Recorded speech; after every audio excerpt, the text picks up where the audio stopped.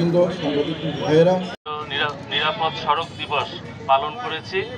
আর আমাদের জেলা পুলিশ পিরোজপুরের পক্ষ থেকে আমরা আজকে থেকে আগামী 7 দিন ট্রাফিক সপ্তাহ উদযাপন করব। পিরোজপুর জেলা পুলিশ কর্তৃক এটা আয়োজন করা হয়েছে, ট্রাফিক বিভাগ কর্তৃক।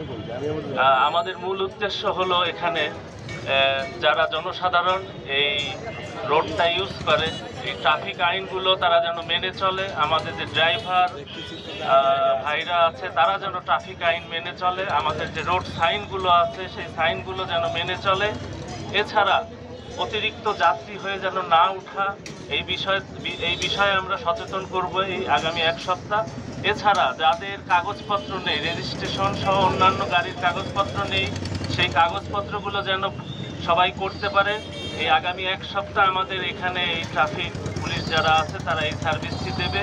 এছাড়া যাদের ড্রাইভিং লাইসেন্স নেই, এখানে কিভাবে প্রসেস করতে হবে ড্রাইভিং লাইসেন্সটা, সেটাও আমাদের এই ট্রাফিক উইকের একটা অংশ। এখানে আমাদের ট্রাফিক পুলিশ যারা আছে, টিআই এবং সার্জেন্ট, তারা তাদেরকে সহায়তা করবে বিআরটি এর মাধ্যমে তারা কিভাবে দ্রুত এই ড্রাইভিং লাইসেন্সটা সংগ্রহ করতে পারে। এছাড়া আমাদের এখানে এই যে হেলমেট পরা থেকে শুরু করে অন্যান্য যে ট্রাফিক আইনগুলো আছে, এই বিষয়গুলোর উপরও আমরা আগামী 1 সপ্তাহ বেশি প্রচারণা চালাবো। এবং আমাদের যে ড্রাইভার ভাইয়েরা আছে এবং হেল্পাররা আছে তারা যেন আরও সচেতন হয় গাড়ি চালানোর বিষয়ে, সে ব্যাপারেও আমাদের টিআই এবং সার্জেন্টরা বিআরটি এর সহায়তায় তাদেরকে আগামী 1 সপ্তাহ সচেতন করবে। এটাই আমাদের মূল উদ্দেশ্য। আমিও আজকে আমাদের এই ট্রাফিক সপ্তাহের শুভ উদ্বোধন ঘোষণা করছি।